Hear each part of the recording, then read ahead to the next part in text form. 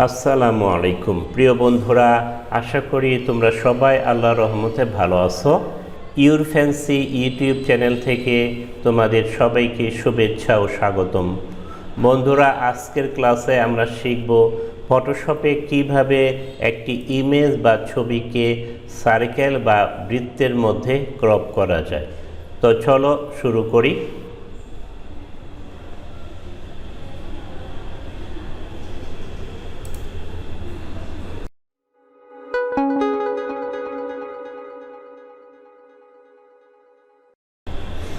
বন্ধুরা, যে ছবিটিকে আমি সার্কেল বা বৃত্তের মধ্যে ক্রপ করব সেটি প্রথমে আমি ফটোশপে ওপেন করে নিলাম।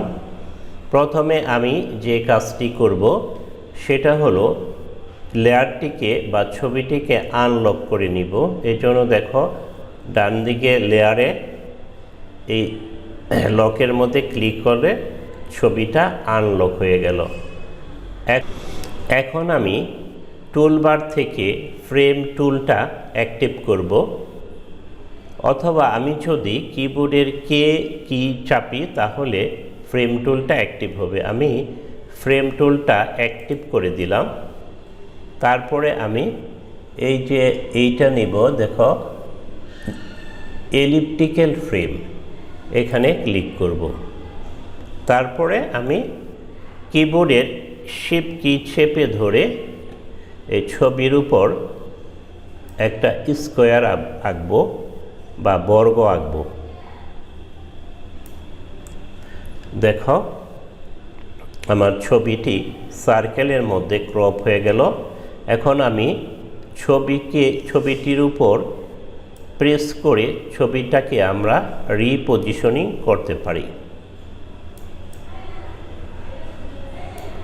আবার ফ্রেমের উপর ক্লিক করে ফ্রেমটাকে সিলেক্ট করে ফ্রেমটাকেও মুভ করতে পারি।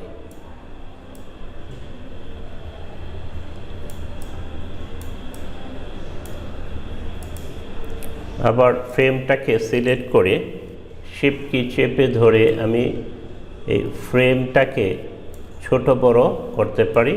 তারপর ছবিটাকে রিপজিশনিং করতে পারি।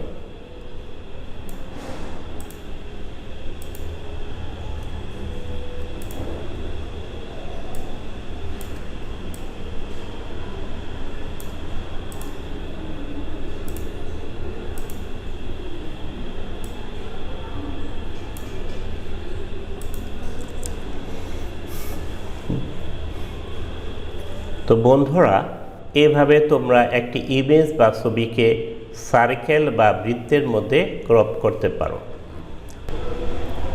এখন আমরা ক্রপকৃত ইমেজটিকে পিএনজি আকারে সেভ করব। এই জন্য কি করব, এই ফ্রেম থাম্বনেলের উপর ক্লিক করে মাউসের ডান বাটন ক্লিক করে দেখো কুইক এক্সপোর্ট অ্যাজ পিএনজি এখানে ক্লিক করব, অথবা এক্সপোর্ট অ্যাজ এখানে ক্লিক করব। এক্সপোর্ট অ্যাজে ক্লিক করলাম। এক্সপোর্ট অ্যাজে ক্লিক করলে দেখো ফাইল সেটিংসে আছে ফরম্যাট, এখানে পিএনজি দেওয়া আছে।